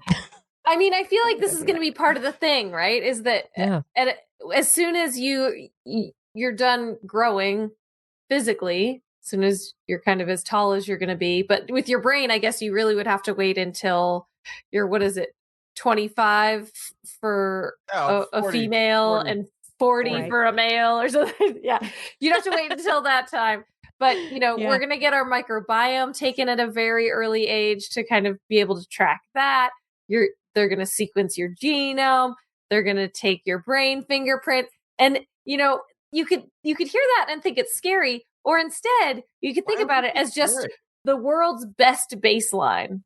Yes. Yeah, I don't see anything scary in it. Baselines are, having baselines for your future measurement. That's, yes. You're talking about... That's why going to the doctor every year for a checkup is a great idea. You're talking about scary to the same people who are terrified of the blood pressure pump thing on their arm. Like, those people, just nobody can help, Blair. Give up on them. Well, just give up on them. No, I do think it's very cool, though, that you could say, like, I'm not sleeping well. And they do this full panel and they go, actually, part of your microbiome got wiped out. Maybe that's why you're not sleeping well. Just like crazy stuff that you wouldn't have thought of 20 years ago. You have this baseline now, and then you'd be able to guess at. I mean, that's what medicine is, right? They're educated guesses when you go in for a problem, but you'd be able to have much better educated guesses of how to get well again. Yeah, based what on that kind baseline. of things? What kinds of things have changed? Yeah, or unlike psychology, we could find a microbiome that's an actual healthy human and shoot for it. Well, but that really it's diverse enough, right? That you would have everybody's different. It's like the brain fingerprint. Everybody is. You could find connections, right? So you could find like a particular family of bacteria that's related to a certain thing. And so you could, So I think, you wouldn't have one particular microbiome that everyone would aspire to, but you could make some more. We don't know yet. Maybe there is one that's like, actually, this is the one that allows you to live an extra 20 years, eat all of the dairy you want. You won't gain a pound. You'll be regular, won't have indigestion. And you know what? People will trust you without knowing why. They'll just sense that you're a cooperator. Like, this is the things we still have to figure out. Like where, when we follow this, where it goes. Where does it go? Where does it go? No one knows. Hey, Justin, you like watching the sports ball on occasion, right? Oh, yeah. My sports team was in a champion game before injuries. Before injuries. So you like watching the sports ball. This weekend, it's sports ball weekend. Lots of food, sit on the couch, watch the sports ball. And that's going to be going on. Well, researchers really, really want to know what's going on in the brain when people get surprised by certain changes in the world. And so they've been looking at people watching sports ball. Oh, that's basketball. Pretty good. Yeah, okay. So that's a good basketball, one. Because to be exact. You've got like the back and forth, ebb and flow of the game. It's like, because you can see people who like a minute ago were cheering, high five, and then something happens and they're like, life is bad. And you've got 30 seconds left on the ball. Need to make a 3-pointer to win this game. Are they going to make it? Yeah. And they do. But that 30 seconds, especially in a basketball game, can last 2 minutes. Plus, with all the timeouts and there's back and forth still, and it's ups and downs. Perfect place to be looking at the brain. Okay, perfect. You're in. Yes. So study published in the journal Neuron, researchers studying surprise, which is really this discrepancy between what you used to believe and what you believe now. So, for instance, you love a certain sports ball team and you used to be convinced that they were going to lose, but now they've sunk that 3-pointer and your current beliefs are, yes, I'm surprised they're going to win. Ever. Best team ever. Yes. I never doubted them for a minute, but I did. Never doubted. So there really hasn't been a way, the researchers say, to precisely measure naturalistic surprise. So how do you measure somebody, like how do you scientifically measure what's happening in the brain, to the state of the brain when you're surprising them? How do you surprise somebody? Right, but here's an electrode surprise. How do you throw a surprise party for somebody in an fMRI machine? Just the naturalistic aspect of studying surprise and how the brain is working to navigate it has been really hard to do. And so these researchers began this new endeavor to get a bunch of people to watch basketball and watch a couple of the last few minutes of a bunch of games, and then to rate their surprise and to see how the brain activity changed. What they were able to show is that surprise was associated with very specific segmentation of ongoing experiences. And that is something that's really important because in our daily experience of life, our brain chops it up into little chunks. You remember getting up in the morning and having your morning coffee. Maybe you remember walking downstairs to go to work. You remember sitting at your desk all day working. You remember answering a particular email. But these are all discrete events that your brain has segmented off. And surprise. What's interesting also, and the way way they framed this story is that, like, if you put gasoline in your car earlier in the day, yeah, it would be a shock if you ran out of gas on the way home from work, right? But because these are sort of all these events sort of add into each other. In a sporting event, because it's whoever has the highest score at the end of the sports ball game. I feel like I'm explaining this to people who have never seen sports. The highest score at the end of the sports ball game wins. Nothing that was done before really matters as much now. Mm-hmm. And so every time that changes, every time there's a big shift in that, a little run with a few more points on one team versus the other, now it's just a whole new event and everything else is discarded. So each event can be a surprise, especially right there at the end. It can have that sort of like whole new game feel to it, whole new day, whole new moment, separate from all the rest. Anyway. Yeah, and the brain, they did find that there are shifts in the cortical patterns in the neocortex of the brain as the belief state from that past belief to the current belief, that surprise effect, happen. And so these event boundaries do associate specifically with those shifts in the neocortex. They also say that these effects differed by whether surprising moments contradicted or bolstered current predominant beliefs. So if they were contradictory, then it was a stronger effect than if it was just bolstering the effect that the belief that you already had. Surprise also positively correlated with physical measures, pupil dilation, activation in subcortical regions that are related to dopamine, game enjoyment, and long-term memory. So if your team is winning and you like your team winning and they keep winning, you're going to continue getting more dopamine as opposed to that losing state where the surprise is not good. And so they say the investigations support key predictions from event segmentation theory and extend their theoretical conceptualization of surprise to real world context. So this is something that we may see more of, using this sports interface to be able to validate ideas of how the brain works. Sports ball and science. And then a study out of UC San Francisco has discovered that multiple sclerosis is definitely influenced by your gut. And and so they have previous research had discovered that there are cells from your gut that go into the brain and are involved somehow in multiple sclerosis. There was another study recently, like last week, that suggested that bacteria from your gut, pathogenic bacteria specifically from your gut, can travel through the gut-brain axis to get into the brain and cause problems, and might be a part of the negative effects of multiple sclerosis. Now, multiple sclerosis in the relapsing remitting form is known to have, there are these periods of relapse where there is damage to the nervous system, and that damage results in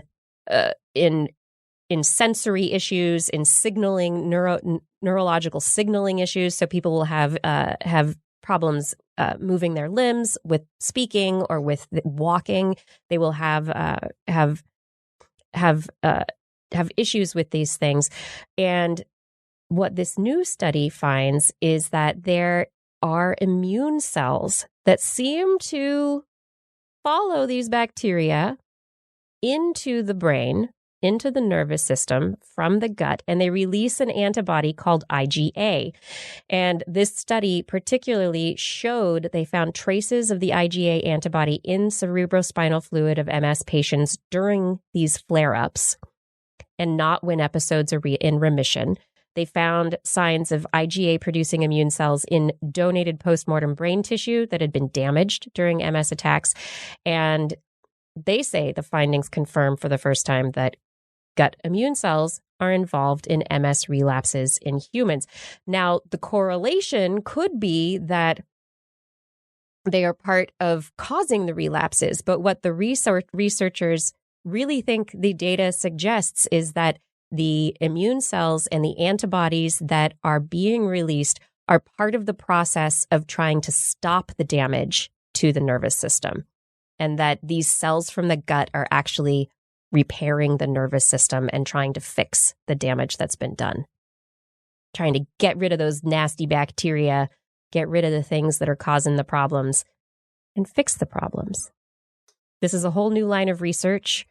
There may be therapeutics that could be involved. These IgA expressing immune cells are they're protective. And so this is something that should definitely be looked into much further. Gut immune cells going to your brain to fix your nervous system.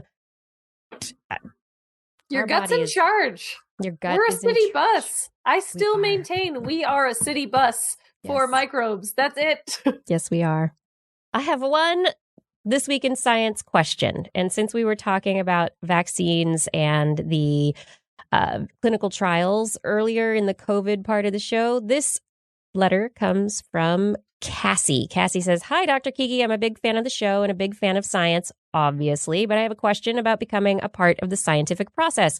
I have an opportunity to participate in a COVID-19 vaccine trial study for the Johnson & Johnson vaccine. I don't have a lot of details yet, but it is a phase 3 single-blind study. Would you be part of a vaccine study? How safe would you hypothesize it is?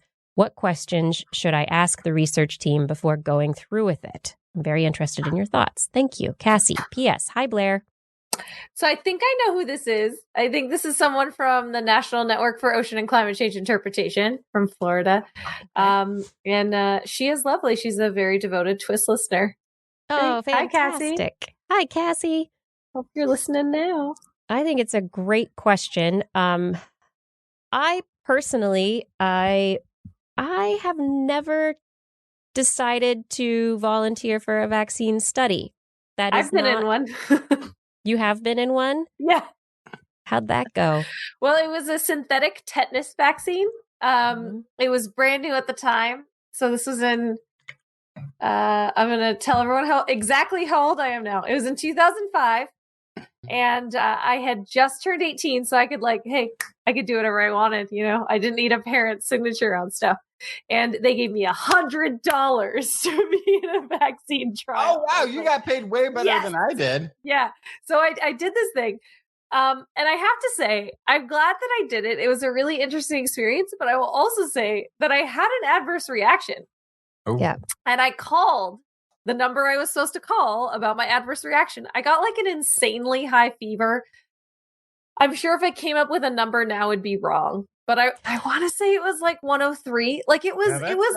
That's the severity one. Yeah. So I think it was a fever high enough that if I was not in a vaccine trial, I would go to the hospital. Mm-hmm. But I called and they said, "Oh yeah, that's actually, you're a very small percentage, but this is something that has happened." And so, a lot of vaccines have that potential side effect in a very small number of people as a fever. But it was a pretty wild experience. I have to say, I wish I had known a little bit better. I wish I had been more aware of what I was signing up for, I guess. Right. Because, I was an 18-year-old. I was just like, yeah, I'm going to make $100. This is great. Participate in science. And then, I was laid up. And I think that's the part that was wild is I went about my day after taking this experimental vaccine and then found myself flat on my back for 24 hours. And that's the thing about it. I think that if I could go back in time, I would change. I'd be like, "Hey, it's great you're doing this, young Blair, but clear your schedule." Clear your schedule. Yeah. Be ready for what will happen. Yeah. Just mentally, physically prepare for what might come is, I think, the thing that I didn't really think through about it. But otherwise it was fine. And I think another aspect to it is to remember that you may not necessarily get the actual vaccine if this is a a controlled trial, you may get the placebo or some other like adjuvant, that something else that they've decided to control the vaccine test against. Yeah, so you should ask them if they know of any potential side effects already. Yes, definitely ask if they know of side effects, so you know what to look out for if they've heard of them. You should know your own medical history as well, not just you should know exactly what you are getting. So is it an mRNA vaccine, like, this Johnson & Johnson vaccine, or is it an adenovirus? Is it, what kind of vaccine is it? Is it one that is brand new that's never really been tested? Is it one that is very similar to many others that have been tested many, many, many, many times? There are always going to be very specific issues. You should also know if you have allergies, if you've ever had a reaction to any kind of shot. What is your medical history like? Yeah. But then on the other side, don't overthink it. Just do it. So I think that's the thing too, right? Is like, if you're young and you're fairly healthy, then you're essential to the process. No, everybody is essential to the process because they want people of multiple. Not everybody is as essential. Right. It's very essential that women and people of color sign up for these things because they're underrepresented in the data already, and so we need more of these people who volunteer themselves to be part of this process, so we can get that information that we know that it is working across these lines. White males are overly represented in this category because they'll take that $100 and they're indestructible because I've grown up with white privilege. Nothing bad happens to me. Yeah. And so they all sign up. We don't even worry about it. So everybody else has to buck up and do it. Okay. Yeah. No, that's a really good point. The only time I heard of it, I only got $10, but it was for a hair replacement therapy. Dr. Justin's Not a Real Doctor hair tonic. It totally worked. It totally. Yeah, you should buy this one. You can go to our website. You can buy the hair tonic. You can see this. I was completely bald. I don't have a before photo because I never took photos then. I was bald. But now I've got a full head of hair, and you can buy it for the small price of $99 plus or minus a month. You can go to our website. You'll see it there. You can just buy it. Yeah. But everybody's got to sign up for these trials. Yeah, you're right. It's definitely. If you have the ability to do it, if you have the ability to clear your schedule, if you have the ability also to, you should ask what they will tell you most likely, but what is their plan for if something adverse happens? Who covers the medical bills if something adverse happens? So for a large pharmaceutical, I would hope that they would have backup for that. Yeah, absolutely, but just ask. Yeah, because they might also say you have to go through your insurance, and then you're going to show up and you're going to say, I took this experimental vaccine, and they're going to be like, what? So that's definitely, when I did it, I'm a Kaiser patient, and it was through Kaiser. So it was a very easy thing where they had my medical history, they had selected me as a good candidate, all this stuff, right? It's definitely, that's an important thing to keep in mind since we don't have free healthcare in the United States. Yeah. And keep in mind already that ask them also when you go in, ask them how many people have already been in the trial and if they know what % have had adverse effects up to that point, any kind of adverse effects. And if they have that data, they should be able to tell you that up front. So, you can make your decision on the spot if you want to, but you can plan ahead, ask those questions ahead. I think the more you know, the better. But like Justin was saying, we need to have these vaccines out there. There is a website for people who are interested in volunteering for vaccine trials and for challenge trials, which these are trials to actually be infected with COVID-19 purposefully. So there's a website. Crazy. Those people, thank you for your service. Holy heck. Thank you for doing. Yeah, it's called. There's a website, onedaysooner.org, that you can go to and learn about challenge trials and learn about this in this group of people who are really making themselves available to really see how the vaccines work by becoming purposefully infected with COVID-19. Yeah, that is wild. Yeah. I can't say that I would do that. No. I'm going to say a big no on that one for myself personally. So thank you to those individuals. Yeah. Wow. Yeah, there are people out there doing amazing stuff for other people. Like those of you sharing TWIS with other people.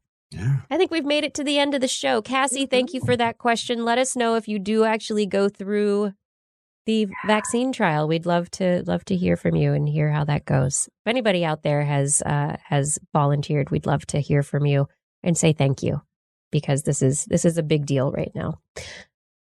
Everybody, it's Thanksgiving, TWIS giving, and so we are grateful for you. Thank you for having listened to the show. Thank you for having watched the show if you're watching right now. And I hope you enjoyed the show. We have shout outs for people. Thank you to Fada for helping with show notes and show descriptions. Thank you to Gord for manning the chat room. Identity4, thank you for recording the show. And to all of our Patreon sponsors and the Burroughs Welcome Fund, thank you for your support. I would like to say thank you to Chris Wozniak, Dave Bunn, Vegard Sheftestad, Hal Schneider, Donathan Stiles, a.k.a. Don Stylo, John Scioli, Guillaume, John Lee, Ali Coffin, Maddie Perrin, Gaurav Sharma, Shubru, Sarah Forfar, Darwin Hannon, Donald Mundus, Stephen Alberon, Daryl Myshak, Stu Pollock, Andrew Swanson, Fred S104, Corinne Benton, Sky Luke, Paul Ronovich, Ben Bignell, Kevin Reardon, Noodles, Jack, Brian Carrington, Matt Bass, Josh Fury, Sean and Nina Lamb, John McKee, Greg Riley, Mark Hessenflow, Gene Tellier, Steve Leisman, a.k.a. Zima, Ken Hayes, Howard Tan, Christopher Rappin, Richard, Brendan Minish, Melazon, Johnny Gridley, Flying Out, Richard Porter, Christopher Dreyer, Mark Mazzaros, RDM, Greg Briggs, John Atwood, Melania is a Russian super spy, Rudy Garcia, Dave Wilkinson, Rodney Lewis, Paul, Matt Sutter, Philip Shane, Kurt Larson, Craig Landon, Mountain Sloth, Jim Drapeau, Sarah Chavez, Alex Wilson, John Ratnaswamy, Sue Doster, Jason Olds, Dave Neighbor, Eric Knapp, E.O., Kevin Parachan, Aaron Luthen, Steve DeBell, Bob Calder, Marjorie, Paul Stanton, Paul Disney, Patrick Pecoraro, Ben Rothig, Gary S., Tony Steele, Ulysses Adkins, Brian Condren, Jason Roberts, and Dave Friedel. Thank you for all of your support on Patreon. And if any of you want to help us out on Patreon, head over to twist.org and click on the Patreon link. Then you can choose your level of support. Next week's show, we'll be back on Wednesday, 8 p.m. Pacific time, broadcasting live from our YouTube and Facebook channels, as well as twist.org/live. Hey, do you want to listen to us as a podcast? You can stick us on in the background while you prepare your Thanksgiving dinner. Just search for This Week in Science wherever podcasts are found. If you enjoyed the show, you can get your friends to subscribe as well. For more information on anything you've heard here today, show notes and links to stories will be available on our website, www.twist.org. And you can also sign up for our newsletter. That's right. You can also contact us directly. Email Kirsten at thisweekinscience.com, Justin at twistminion@gmail.com, or me, Blair, at blairbaz@twist.org. Just be sure to put TWIS, TWIS, in that subject line, or your email will be spam filtered all the way to the bottom of a sweet potato casserole. You'll never find it. You can also hit us up on the Twitter, where we are at TWIS Science, at Dr. Kiki, at Jacksonfly, and at Blair's Menagerie. We love your feedback. If there's a topic you would like us to cover or address, a suggestion for an interview, a haiku that comes to you tonight, please let us know. We'll be back here next week, and we hope you join us again for more great science news. And if you have learned anything from the show, remember, it's all in your head. This Week in Science. This Week in Science. This Week in Science. This Week in Science, it's the end of the world. So I'm setting up shop, got my banner unfurled. It says the scientist is in, I'm gonna sell my advice. Show them how to stop the robots with a simple device. I'll reverse global warming with a wave of my hand. And all it'll cost you is couple of grand. 'Cause this week's science is coming your way. So everybody listen to what I say. I use the scientific method for all that it's worth, and I'll broadcast my opinion all over the earth. 'Cause it's This Week in Science. This Week in Science. This Week in Science. Science. Science. This Week in Science. This Week in Science. This Week in Science. Science. Science. Science. Science. I've got one disclaimer, and it shouldn't be news, that what I say may not represent your views, but I've done the calculations and I've got a plan. If you listen to the science, you may just yet understand that we're not trying to threaten your philosophy. We're just trying to save the world from jeopardy. Jeopardy. Jeopardy. And This Week in Science is coming your way. So everybody listen to everything we say, and if you use our method instead of rolling a die, we may rid the world of toxoplasma gondii. 'Cause it's This Week in Science. This Week in Science. This Week in Science. Science. Science. Science. Science. This Week in Science. This Week in Science. This Week in Science. Science. Science. Science. Science.